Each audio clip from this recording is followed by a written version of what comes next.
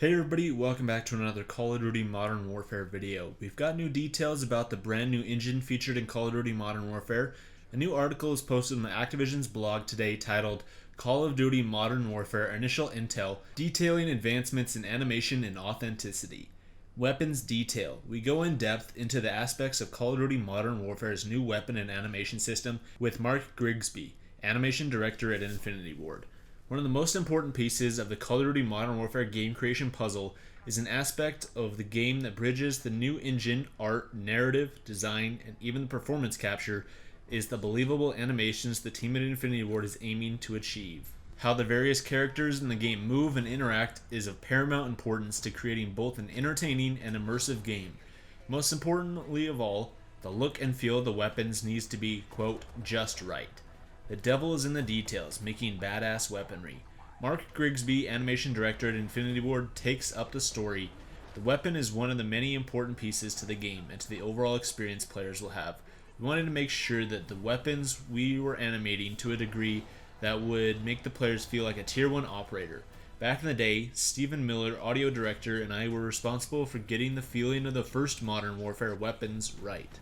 And to come back and do the same thing again, one of my duties is to make sure that the weapons are badass. Authentic looking military equipment needs to pass meticulous inspection.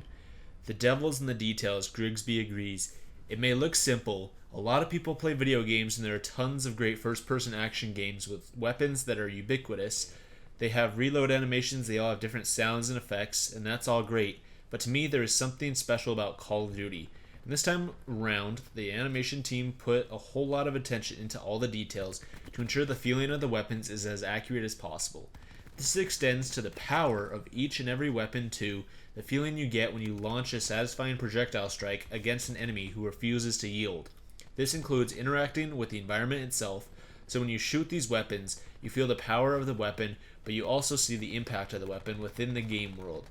In terms of the sound and physics, there's a real difference between the impact of a 50 caliber round when it has hit a wall compared to a smaller caliber round. Tag an enemy with a larger caliber round and they're sent flying back compared to a smaller round. Use beefier rounds to disintegrate doors and more adeptly too. Also expect to notice difference between the sound assault rifles make when you equip one with or without a muzzle brake and the reverberations when such a weapon is firing in an enclosed room or out in the open air. Other animations and effects are simply add additional layers of believability to the impact a weapon makes, so you're not jarred out of the game's reality by a lack of impact accoutrements. We needed to do different effects on the weapon's target so that the power of these weapons translate into the targets that you shoot. The sparks, the smoke, the effects, all of it has to be representative of the power that you're releasing from your weapon, so it all comes through with our effects. Idle hands make impressive animations. Grigsby and the team focused on many aspects of weapon animations to improve the overall appearance, even down to how your character reacts when you're not actively engaging the enemy in combat. We developed a new level of model fidelity, Grigsby tells us. Back in the day, we saw a lot of idle animations that moved like you were on the deck of a ship swaying back and forth. You don't usually stand still in Modern Warfare, but when you do, we wanted to make sure it looked natural. Real quick movements using your muscles. We call this the active idle. When you go up the stairs, we added a bit of movement onto the weapon to make it look like it's not bolted to the camera. When you look around, we wanted to do a little bit of the leading with the head and then the gun travels behind. Our previous Call of Duty games had a bit of that, but we've actually deep dived into it this time around. Rethinking the reload. Lugging around a variety of ordnance with a range of offensive capabilities also means taking a look at how each of them maneuvers relative to its perceived heft.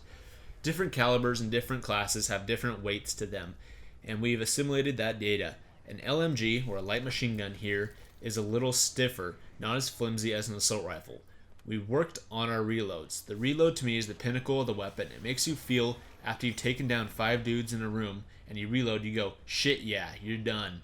We wanted to bring that flair, but taken to a new level where it's just like one animation. Everything is as seamless as possible, with reloads dependent on weight, type, and without any stilted or odd transitions between animations. There's also differences depending on your bullet expenditure too. If you reload from empty, you would reload the weapon, rack it, and then you're good to go. A tactical reload is when you maybe shot 1 or 2 rounds and then you want to replenish your magazine. entirely separate animation was created depending on your ammunition use. In the past, we would never physically show the transition of one mag to another, but this time around, everything's physical, so if you have an extended mag, like a drum mag perhaps, or a long magazine, all the movements within every reload are visceral, strong, aggressive. It gives another feeling of power and representing the Tier 1 operators that utilize these machines. Advancements to weapon animation also led to improvements to the gameplay itself too, as Grigby explains. One other thing we added this year is the ADS, aim down sights, reload. In the past, if you're ADS and you're shooting and you reload, the weapon would go off to the side and you'd have to retrain to get to your sight. This time, if you reload, it stays on the target so you can stay in the battle. Welcome to the gun show. The animation team spent months crafting, learning, and perfecting every single weapon movement in the game. We used lots of reference with our Navy SEAL advisors. How would they actually reload these weapons? The answers they gave led the team to the results you see in the game itself. We also sent the team out to firing ranges to shoot these weapons so they could actually get the feeling and power of them. The first time I shot any of these weapons was on Call of Duty 4 Modern Warfare. I'm a good animator, but I didn't think that the power and visceral nature came through until I shot.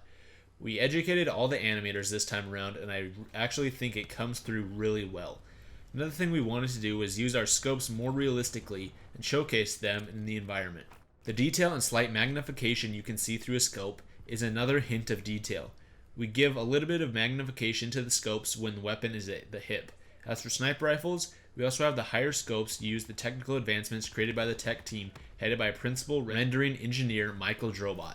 But as Mark Grigsby quickly points out, there is something missing here. All this tech, this lighting, art, this animation, well, it wouldn't be worth the time and effort to animate new levels of believability if each weapon didn't have a distinct voice. And then they go on to say that later in the month, they will be chatting with Infinity Ward's audio director Stephen Miller to find out how all the game elements came together. So I hope you guys have enjoyed these videos that I've been making about these blog posts that have been put up on Activision's blog, detailing some of the new advancements within the engine in Call of Duty Modern Warfare. All of this stuff is really fascinating to me personally, and we have small gameplay details in here, like how now in Call of Duty Modern Warfare, you're going to be able to actually reload while you're still aiming down sights. So the only other Call of Duty game this is in, I believe, is Black Ops 4. If you have the sight loader attachment on your sniper rifles, you can still stay scoped, but you can still reload and rechamber your weapons. So this is going to be, sounds like a standard across every weapon,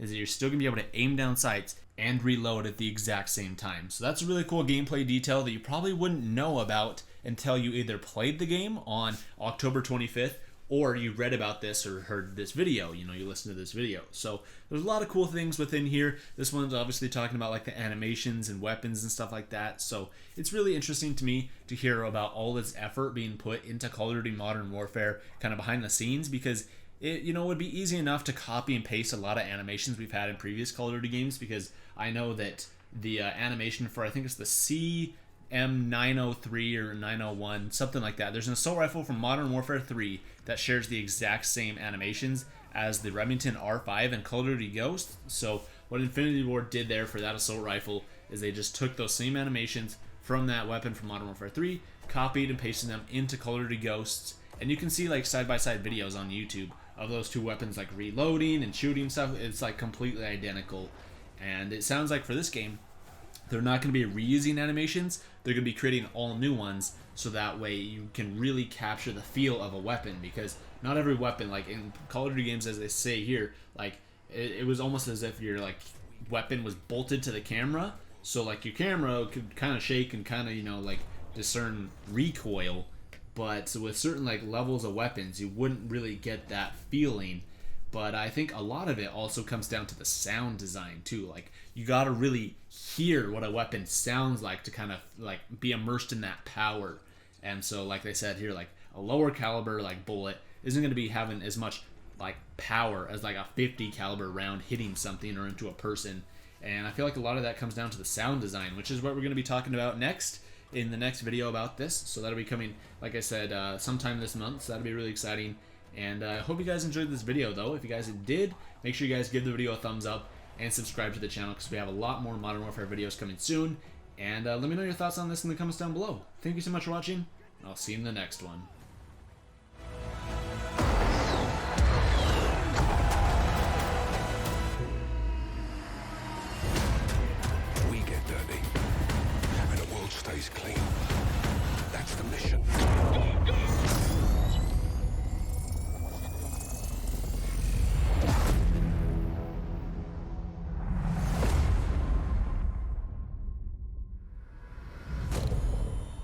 is your team? Some old comrades.